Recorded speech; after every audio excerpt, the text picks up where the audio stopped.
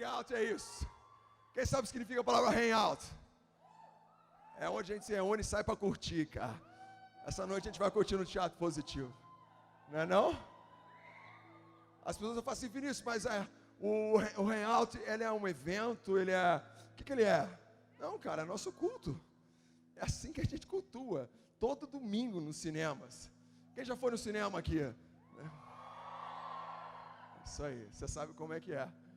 Só que hoje a gente invade o teatro. Sabe para quê? Para provar que igreja não é um local, mas igreja é alguém. Muito tempo acharam que igreja era um local, que era uma estrutura. Mas a gente entendeu que igreja é alguém. Nós estamos aqui, tem RG, tem CPF, tem nome, tem cabelo loiro, moreno, olho bonitão, mais ou menos. A gente está aqui. Que demais, que demais, que demais.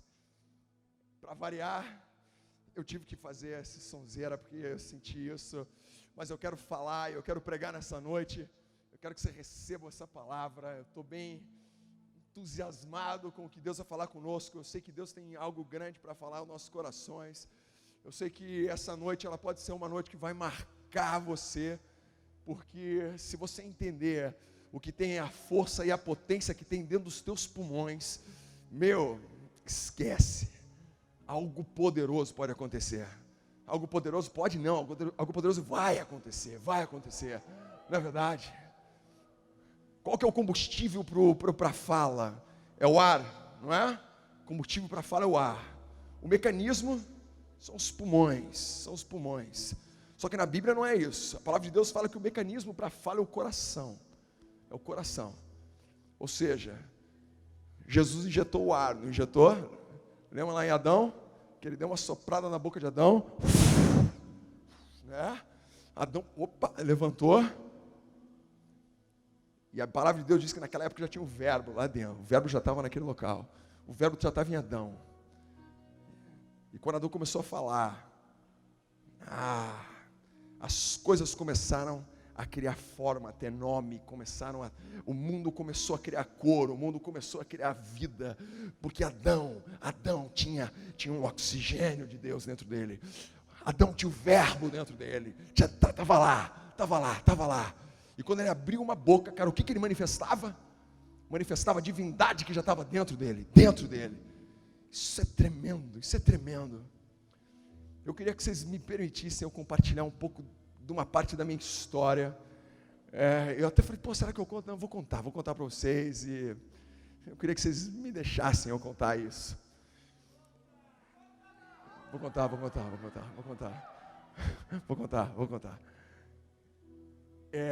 Quando eu comecei a namorar a Vanessa, eu fui um daqueles casos que você come o bolo antes da festa. Quando sabe o que isso significa? Eu apaguei a velinha antes da cerimônia. Por quê? Lógico, não conhecia, não estava ligado, né? Fui impactado, era aquele momento e acabei metendo o pé na jaca, chutando o pau do balde, né? E a consequência disso é que antes, nós namorando, eu tive Deus, apesar de tudo, me deu um presente chamado Mariana, que é minha filha mais velha. Né, Mari? Ela está aqui. Só que, o que rolou? Quando eu soube dessa notícia, quando eu percebi aquilo que eu tinha feito, e que eu percebi que havia um fruto daquilo que eu tinha feito, me deu um pânico. Porque foi bem nesse momento que eu comecei a entender as coisas de Deus. Foi bem nesse momento que eu comecei a entender aquilo que o Espírito Santo queria da minha vida. Foi nesse momento que eu comecei a entender o chamado, o propósito de Deus para mim. E aquilo começou a me congelar. Falei, caramba, agora que eu errei, eu vacilei, vai ter consequência, cara. Vai ter consequência. Vai dar zebra. Tremi. Pensando numa gestação. Talvez a Vanessa nem saiba disso. Mas eu tremia, porque eu achava que alguma hora poderia acontecer alguma coisa. Ainda mais quando eu li a história de Davi. Quando o profeta Natan chega e fala para ele assim, Davi, porque você pisou na bola, cara. Samuel vai morrer. Salomão não, filho que não tem nome. Não tem nome na Bíblia, eu coloquei um nome agora. Teu filho vai morrer. Cara, que eu li essa história, olhei para a minha história, imagina o pânico que eu fiquei. Cara, gelei, falei, meu Deus, cara, se apareceu um cara chamado Natan aqui, eu vazo, cara. Se um cara, imagina você numa igreja, cara, chega um cara, eu sou Natan, cara, tenho algo para te falar. Eu, pô, vazei, cara. Pânico dentro de mim. E aquilo foi, durante toda a gestação, pânico dentro do meu coração. Eu falei, caramba, pode acontecer alguma coisa. A Vanessa passava mal, eu falei, caramba, é agora. Cara, e tremendo de medo, temendo. Chegou no dia, 9 meses, começa o primeiro sinal, cara. Ela fala assim, ó, Vinícius, o médico fala para ela, fala assim, ó, seguinte, tua esposa não tem dilatação, entendeu? Ela vai ter que ser parto cesariana, vai ter que ser algo forçado aí, porque ela não tem dilatação e não tem como fazer normal. Falei, caramba, é agora. Cara, eu orava, Deus me perdoa, Deus me perdoa. Deus, eu já estou arrependido. Agora eu não faço mais. Eu vou esperar casar. Meu, entendeu? Pensa no homem. Meu, se em 9 meses alguém fosse beatificado, eu estava santo. Eu estava beatificado naquilo lá. Não que agora eu não sou, não que você não seja agora. Mas era essa a mentalidade que eu tinha. Era essa a cabeça que eu tinha. E daí o que rolou? Fomos para a sala de parto. Começa todo aquele negócio, né, e a mulher mete a faca, não sei o que, fala assim, Vinícius, vem aqui que você vai ficar do lado aqui dela. Eu desesperado, porque eu não gosto de ver sangue de jeito nenhum, sento do lado dela, né, pego na mão, falo assim, pai, pode ver aqui, fique tranquilo. Eu falo assim, tá bom, vou ver. Cara, quando a primeira olhada que eu dou, minha perna já estremece. A Vanessa, Vinícius, não olha que você vai desmaiar em cima de mim, cara. Eu falei, não vou olhar mais. Segurei na mão dela, cara, fiquei aqui na minha. Eu não vou ver, cara, não vou ver. E daqui a pouco a médica falou assim, Vinícius, olha, que vai nascer. Eu falei assim, não vou olhar, cara, não vou olhar. Se eu olhar, vai dar zebra. Olha, Vinícius. Não. Pai, olha, Vinícius. Cara, a médica, foi, meu Deus, cara. Eu levantei para olhar. Cara, nessa hora eu falei assim, minha filha vai nascer morta. Foi o primeiro pensamento que veio dentro de mim. Minha filha vai nascer morta. Cara, chegou a hora de eu receber aquilo que eu merecia. Eu confesso para vocês que eu fiquei em pânico. Eu segurei na mão da Vanessa. Cara, eu olhei. Bom, tiraram ela. E eu fiquei naquela expectativa. Cara, e agora? E meu coração... Falei, tá, eu estou vendo. Mas eu não posso só ver. Se ela não gritar, é que não aconteceu. Cara, daqui a pouco bate, ela demora um pouco, cara, bate, meu coração, daqui a pouco, cara, solta um berro naquela sala.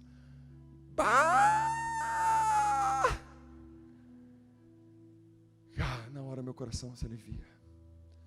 Eu escuto uma voz que fala comigo, naquele momento. Ela fala assim, Vinícius, não há mais condenação.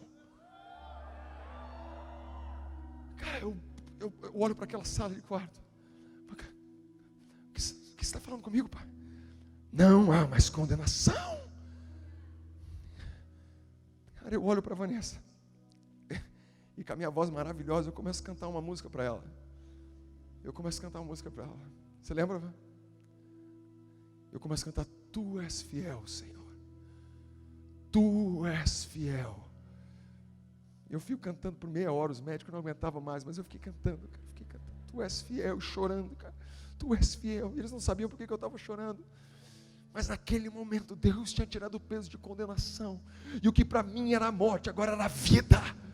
O que para mim era morte, agora era vida. O que para mim era desespero, era agonia, que eu achava que não ia rolar, que eu achava que agora era o momento onde é que Deus ia pesar sobre mim. Deus me espantou e Ele falou para mim, não, você não entendeu. Não há mais condenação sobre você, e porque não há mais condenação por você está aí, ela é tua filha. E ela gritava, aquele grito entrava como um coro dentro do meu coração, entrava como um coro dentro do meu ouvido. Eu falei assim, uau. Peguei ela, beijei, e até aquele momento, para vocês terem noção de quão tamanha era a dúvida que existia dentro de mim, a Mariana nasceu sem nome. Ela não tinha nome.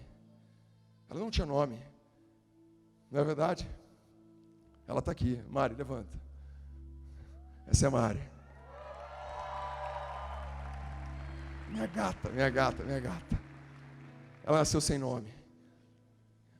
Eu falei assim, agora sim. Eu falei assim, Vanessa, fique tranquila, que agora eu vou perguntar para ela qual que é o nome dela.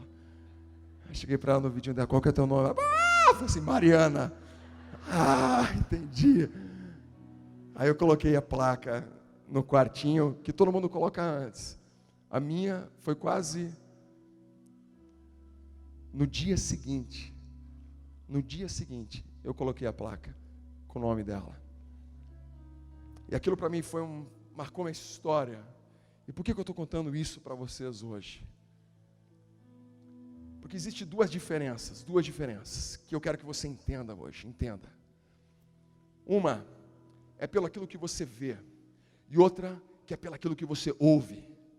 Uma, ela é contemplativa, uma é através da tua estrutura, da tua forma, e outra é simplesmente pelo um tom, por uma palavra. Antes de Cristo, a Bíblia se resumia num livro.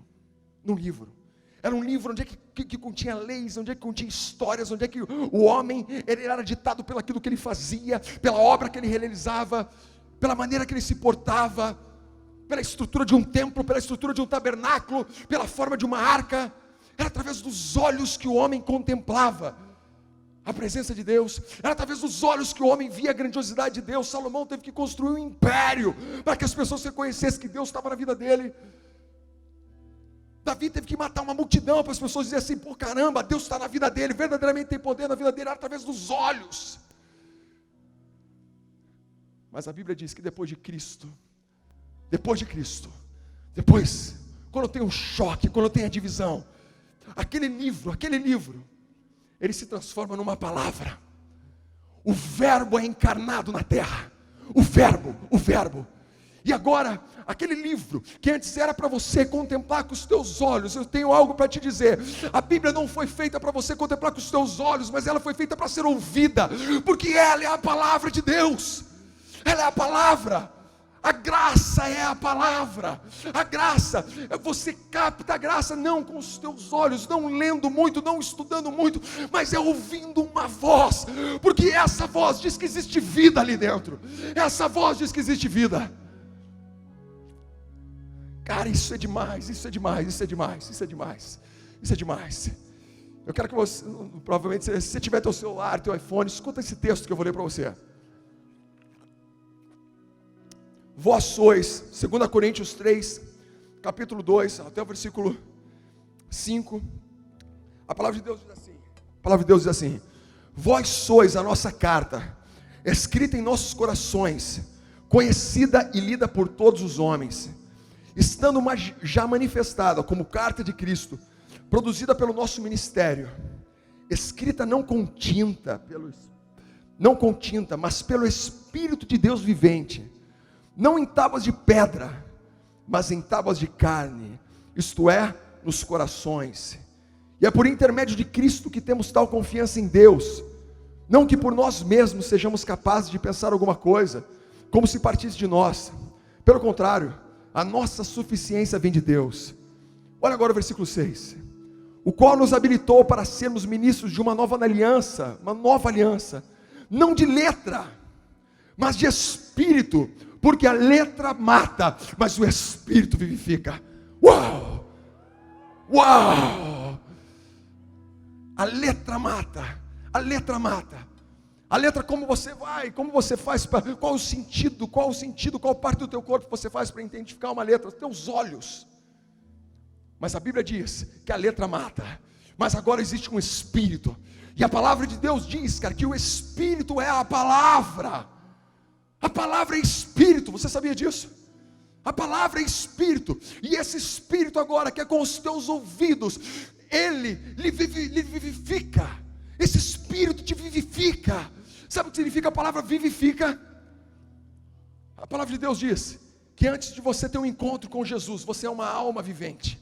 Alma vivente é aquele ser, que faz a manutenção da sua vida.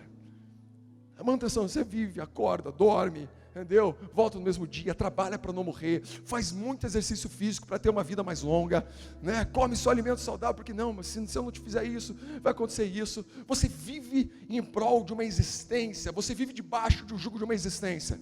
Isso é alma vivente. Mas a palavra de Deus diz que depois de Cristo está em você, você não é mais uma alma vivente, mas agora você é um espírito vivificante. E sabe o que é espírito vivificante? Você passa de fazer manutenção da vida a agora gerar vida. Espírito vivificante é gerar vida.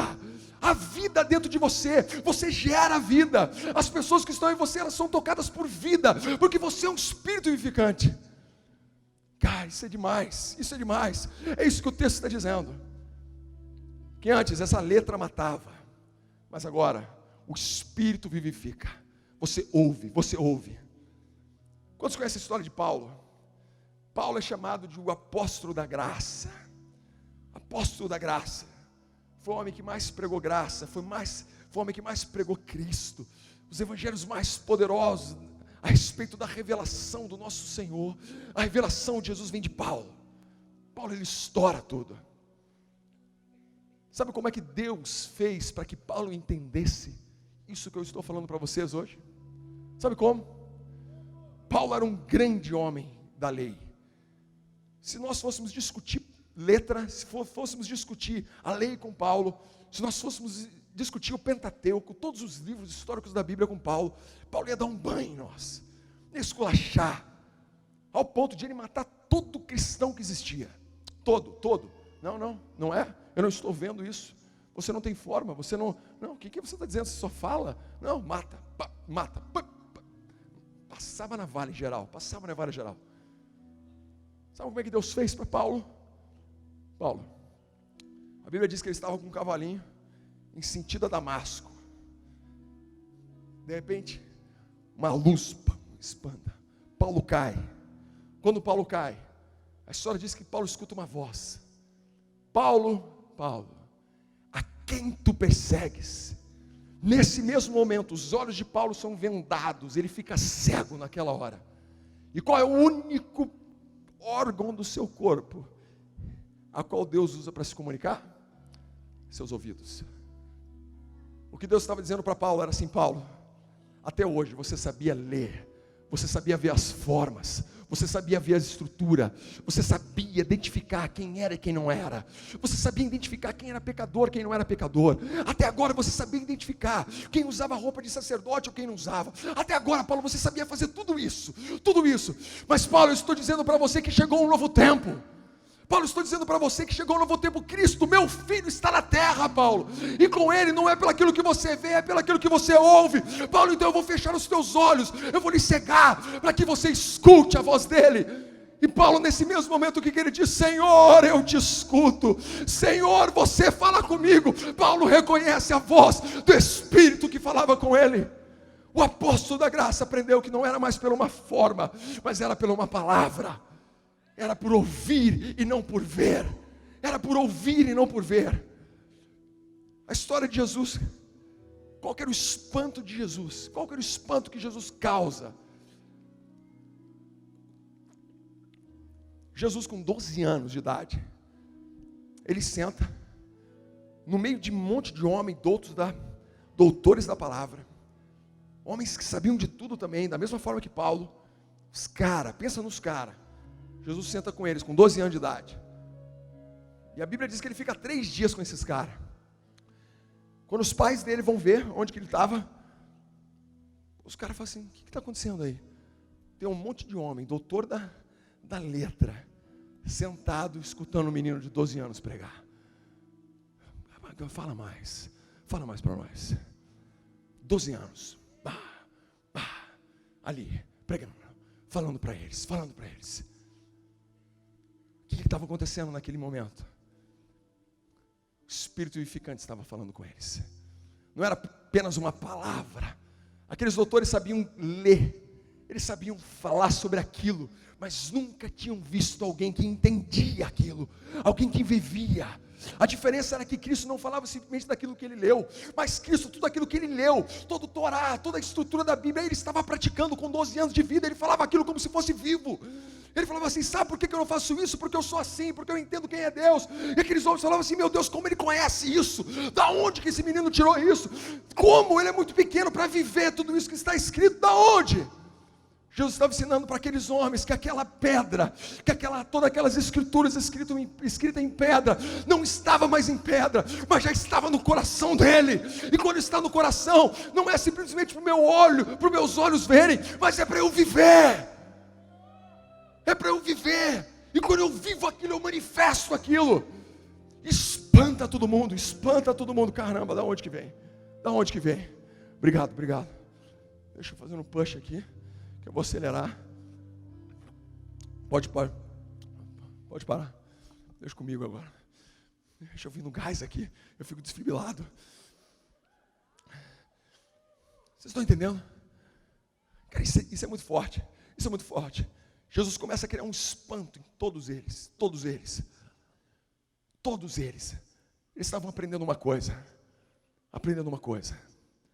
O Espírito fala. E a mensagem agora de Jesus era para que nós entendêssemos que aquilo que ele estava realizando era para que esse Espírito, era para que o teu coração, que é essa máquina que libera essas palavras, ela fosse totalmente contagiada por esse Espírito. E daquele momento em diante, todos eles começaram a entender que havia algo diferente. Por que a palavra de Deus fala que a boca fala do que o coração está cheio? Hein? Você sabe por que isso? Porque no teu coração está todo o caráter de Deus. Porque esse Espírito que vivifica, ele está dentro do teu coração. Porque esse poder de gerar vida, que contagiava, que contaminava, que deixou todos aqueles homens dali abismados, ele está dentro de você, dentro do teu interior. E é isso que vai fazer toda a diferença hoje na história. Por que não havia? Por que antes era aquela coisa ritual? Por que era aquela coisa que era formatada? Porque até então, a nossa única maneira de ver, eu me relacionar com Deus era através de uma forma, era através de um formato. A história diz que João Batista, ele nem ia para dentro da cidade. A história diz que ele ficava dentro do deserto. Sabe por quê? Porque João Batista tinha medo de se contaminar com aquilo que estava lá. João Batista tinha medo que se ele entrasse dentro da cidade, o pecado que havia dentro da cidade tocasse ele. Eu fico no deserto. Porque se eu for até lá, é capaz de minhas roupas, que são de camelo e tal, se sujarem com a peçonha, com o pecado, com a sujeira desse povo. Não posso. Aí vem Cristo. O que Cristo faz? Ele já vem aonde? Ele já vem no meio do povo. Ele passa no meio da prostituta, se suja. Ele passa no meio do leproso, pega na mão do leproso, beija na bochecha do leproso. Fala, mas o que ele está fazendo? Ele chega no meio do drogado, ele senta no meio da roda de crack, ele fala com o pessoal da roda de crack, ele se envolve com aquele pessoal, ele tem vida com aquele pessoal. Ele espanta todos os fariseus, olham para ele e falam assim: não, mas como? Não pode, isso não pode. Não é da maneira que a gente conhece. Nós estamos olhando para você, Jesus, e você não é verdade, você não pode ser. Você não pode ser o Messias. O Messias que nós esperamos, ele vem como rei, ele vem com uma roupa diferente, ele não nasceu em Nazaré, ele é diferente. Você não pode ser ele. O Messias nunca estaria no meio de só quem erra, o Messias nunca estaria no meio de só quem peca, o Messias nunca estaria no povo que a gente nem chega perto deles. Aí Jesus vem e vive com esses homens. Jesus estabelece o seu reino dentro desses homens. A mensagem que eu tenho para dizer para vocês é que não existe um formato mais. Até hoje a igreja tem tentado enquadrar o evangelho num formato. Até hoje a religião tem tentado trazer para nós um formato daquilo que nós temos que viver. Até hoje a religião tem dito para nós: não existe um modelo. Nós queremos olhar para vocês e verem que vocês são um povo bonitinho, que vocês têm uma igreja bonitinha, que vocês se vestem de forma bonitinha, com saia, com não sei o quê. Não, se vocês não tiverem desse formato, se vocês não tiverem desse jeito, se vocês não agradarem os nossos olhos, vocês não são dignos de estarem conosco. É isso que a religião está dizendo até hoje. Se você não se enquadrar da forma que eu quero ver, você não serve para mim, você não serve para mim. Mas o que Jesus está dizendo?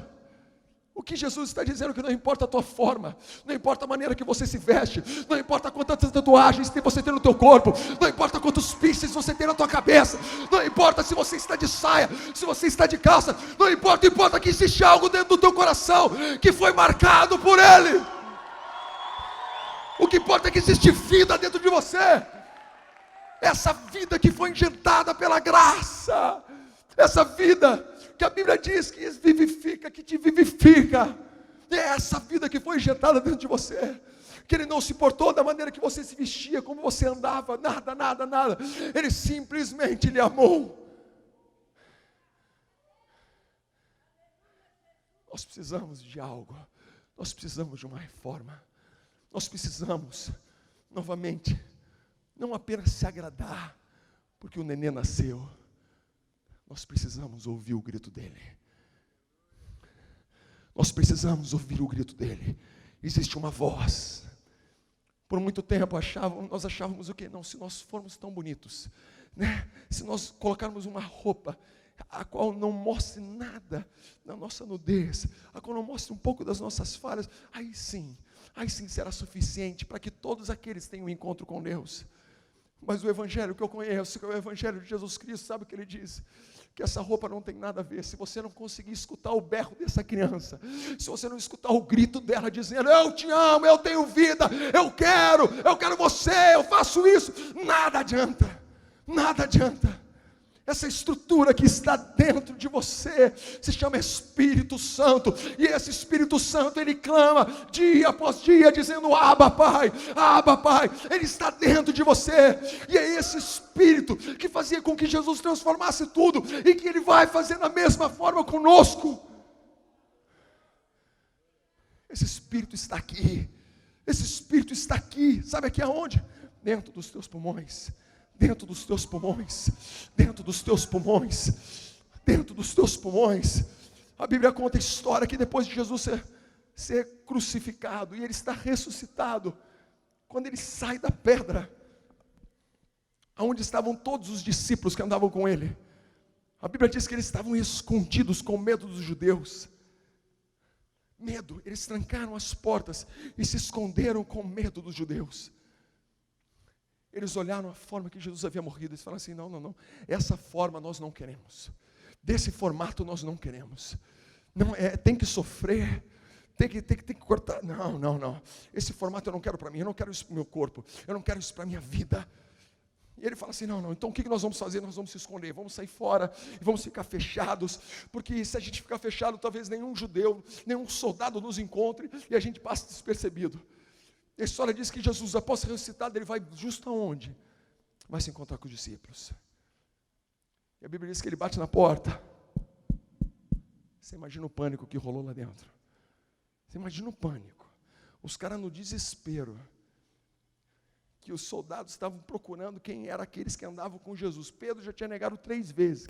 Mais uma para ele ia ser na boa. Entendeu? Quando ele escuta a batida... Era neguinho se escondendo embaixo da cama e estava, agora pegou, já era, caiu a casa. Tomé já, né, na cortina, cara. De repente quem entra? Era ele.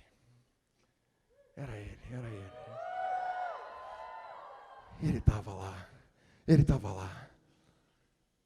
Mas ou não é? Tomé fala assim, só acredito vendo a mão. Né? Você imagina já a butuca de Tomé, né, cara? Caramba, tá furada mesmo, é ele. Sabe o que Jesus faz nesse momento? Sabe o que ele faz? Ele sopra sobre eles o Espírito.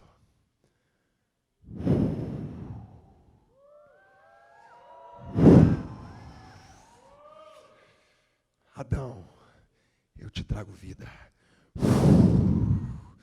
Jesus chega para os discípulos agora, após ser ressuscitado, e espíritos vivificantes. A história desses homens, eles não se importam mais com forma, eles não se importam mais com formato, ao ponto de quase todos, menos um, não morre de forma violenta. Se for para quebrar, mata. Pedro, que tinha negado 3 vezes, morre crucificado, ainda fala assim, não, Jesus morreu dessa forma, agora me vira de ponta cabeça porque eu não posso morrer com ele. Que forma nenhuma, eles não queriam fazer nada, a única coisa que eles queriam era manifestar aquele espírito que estava sobre eles, e que gerava vida onde eles passavam. O mesmo homem que tinha negado 3 vezes, ele prega agora, e 3.000 pessoas se convertem a Cristo, porque havia um espírito dentro dele, havia um espírito que gerava vida. Esse espírito está aqui, esse espírito está dentro de você, esse espírito está dentro dos teus pulmões, esse espírito está dentro dos teus pulmões. Esse mesmo Pedro, quando Jesus parou de falar, ele falou assim, Pedro, quem nós vamos seguir? Quem nós vamos seguir se só você tem palavra de vida eterna? Só você tem palavra de vida eterna. Sabe o que significa isso? Palavra de vida qualquer um tem, gente. Palavra de vida qualquer um tem.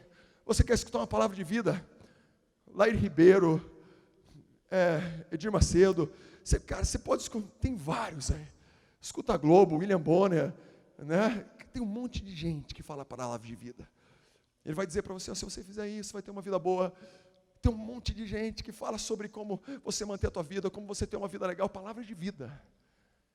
Mas a diferença é que Jesus não tinha uma palavra de vida. A palavra dele era de vida eterna. A palavra dele era a palavra de vida eterna. A palavra, quando Jesus falava, ela transcendia toda a razão, todo o entendimento deles.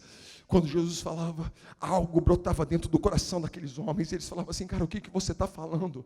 O que você está falando? Isso não é simplesmente para o meu dia de amanhã. Eu estou entendendo que minha vida não para daqui 10 anos, daqui 30 anos. Eu estou entendendo que você está dizendo para mim que eu irei governar nas regiões celestiais. Ou você está dizendo para mim que eu sou conhecido no céu. Você está dizendo para mim que o reino colabora ao meu favor. Você está dizendo para mim que existe um Espírito que está em Deus e que está em mim também. Isso é palavra de vida eterna. Eu quero essa palavra. Você não pode ir embora. Você não pode ir embora. Palavras de vida eterna não é simplesmente uma palavra de vida, mas são palavras de vida eterna. E palavras de vida eterna não se importam com formas.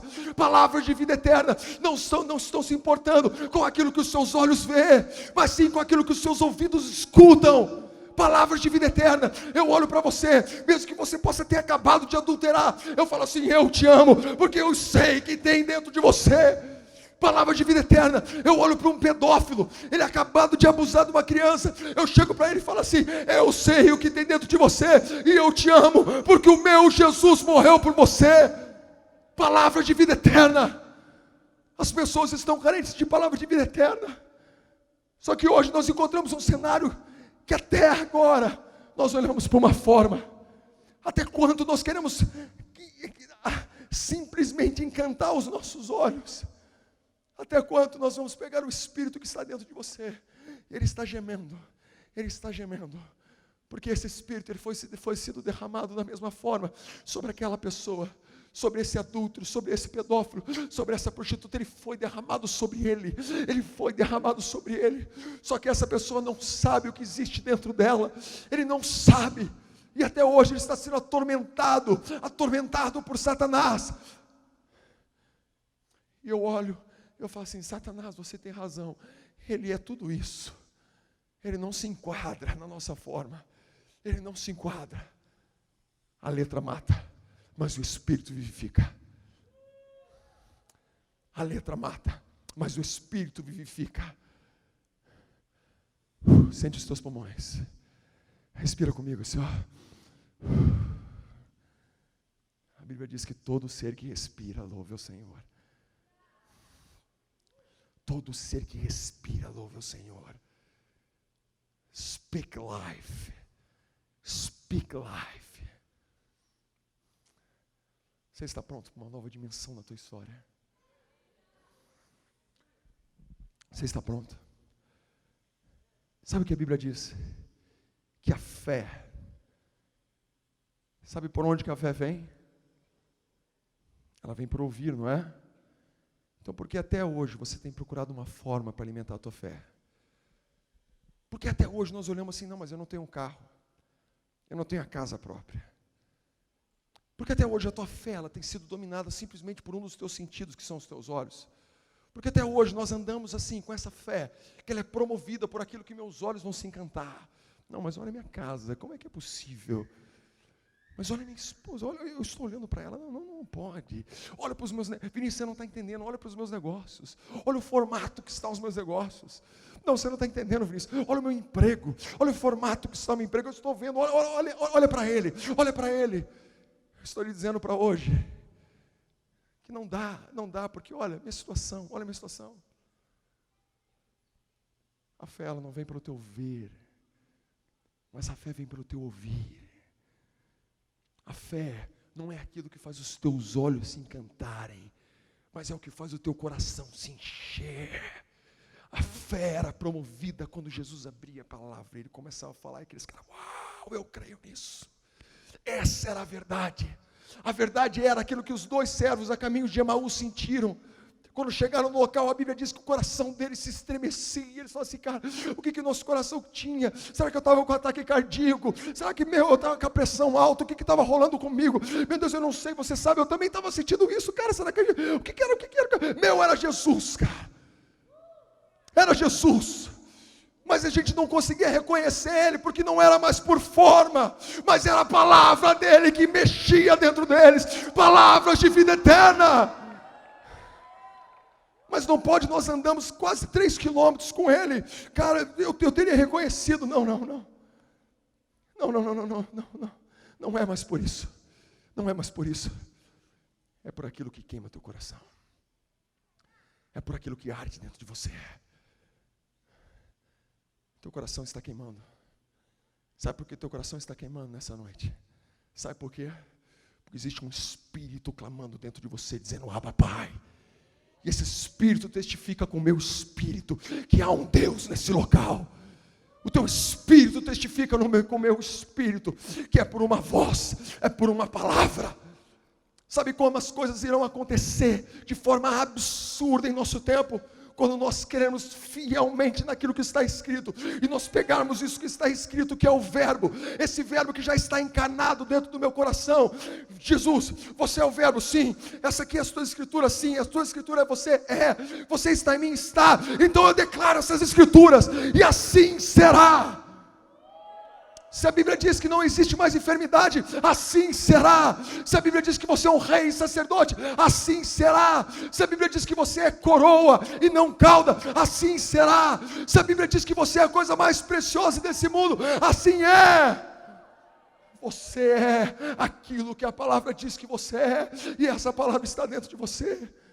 Não baseie mais pelas circunstâncias que estão ao teu redor. Não baseie a tua vida pelaquilo que você vê. Talvez você esteja olhando o teu marido desempregado, você está olhando o seu pai envolvido com drogas. Não olhe pela circunstância, mas olhe pela palavra que está em você. Escute ela é de vida eterna. Oh meu Deus, você crê nisso? Respira comigo. Seus pulmões estão cheios. Alguém soprou fôlego para você. Alguém soprou fôlego em ti. E eu confesso a você, eu quero te dar uma notícia. Não é efeito simplesmente de uma natureza. Você foi criado pelas mãos do artífice. Você é produto do sonho de Deus.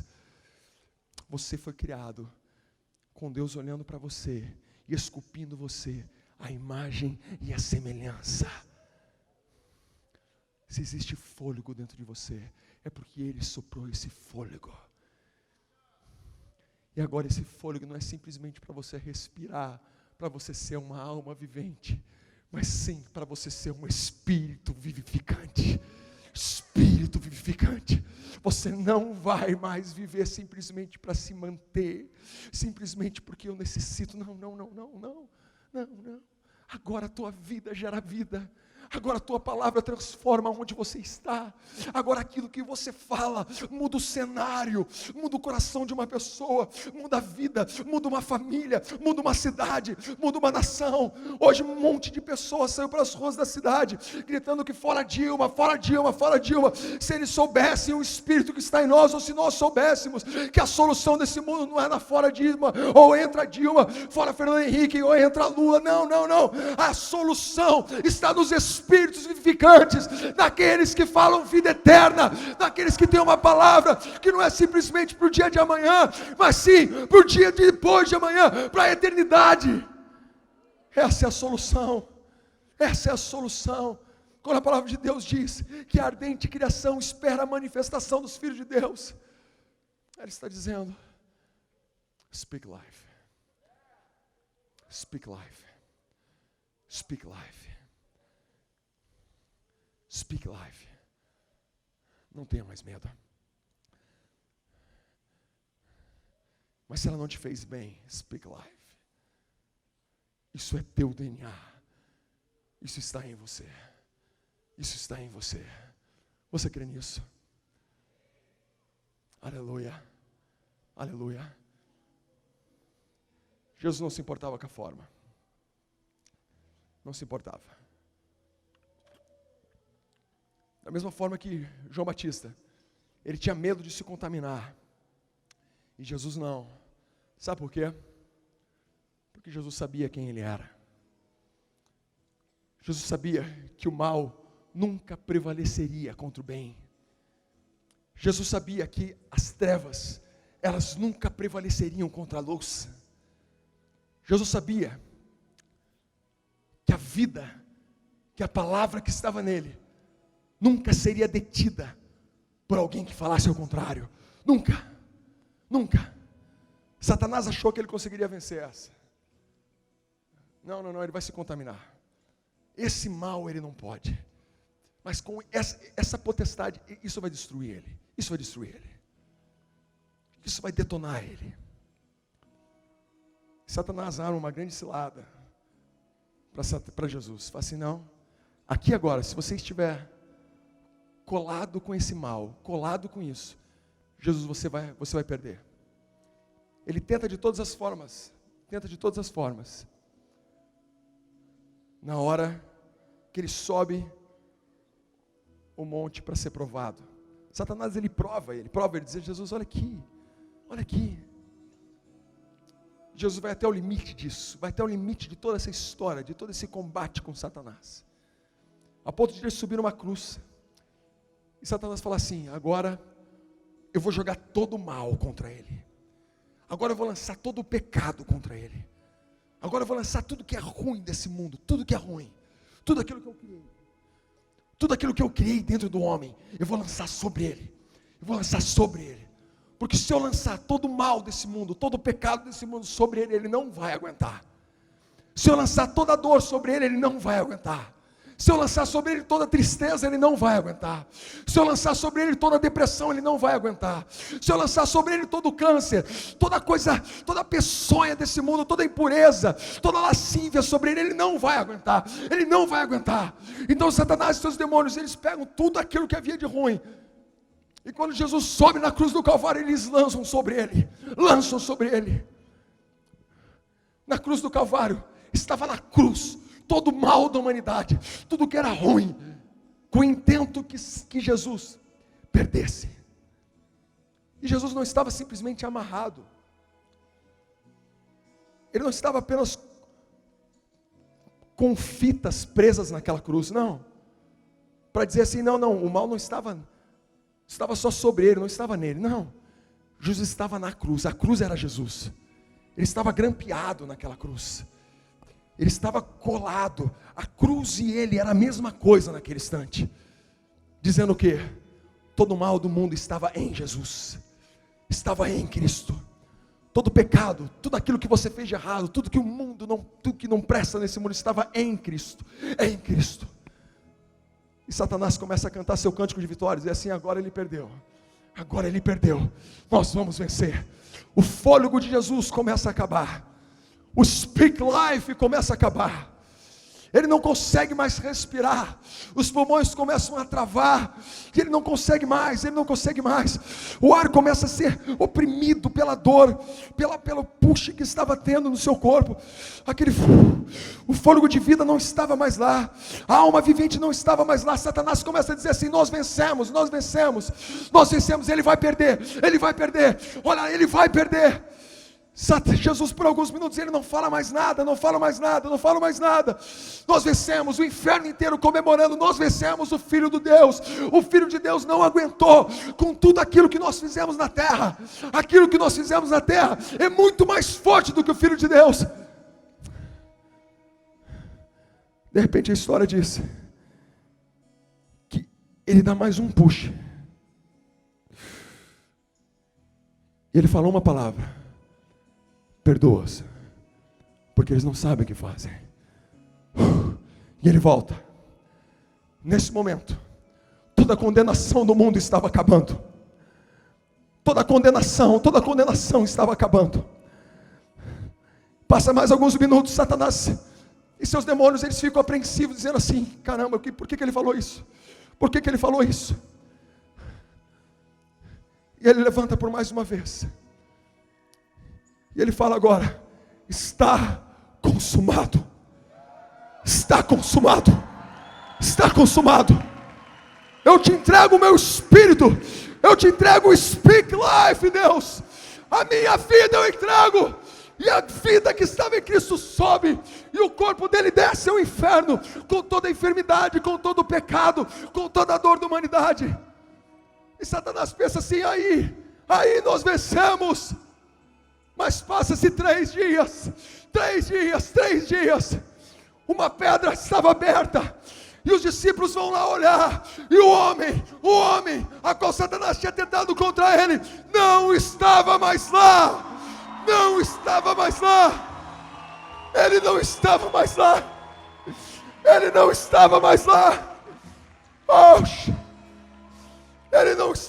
lá. Ele havia tirado o pecado do mundo. O pecado do mundo voltou ao seu local no inferno.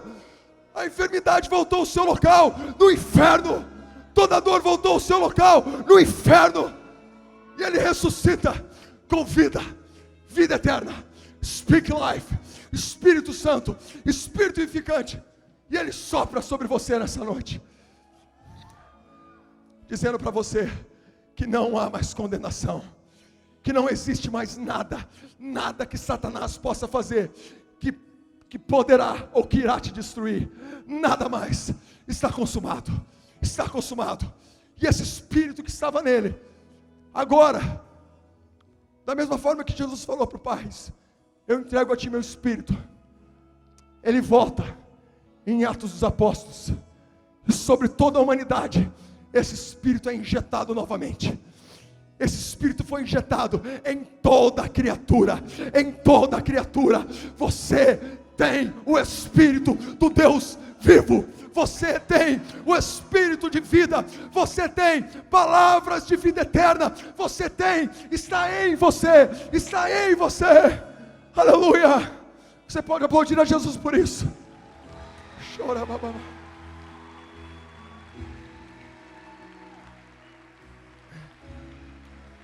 Você tem. E agora eu quero te fazer um convite. Nós vamos honrar a esse Deus. E nós vamos dizer para Ele que nós reconhecemos a vitória dEle. Você concorda comigo? Eu te convido, se coloque de pé. Ele venceu.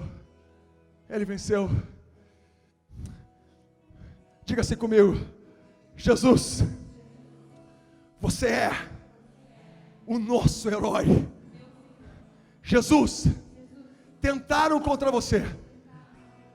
Tudo que era ruim desse mundo foi lançado em você.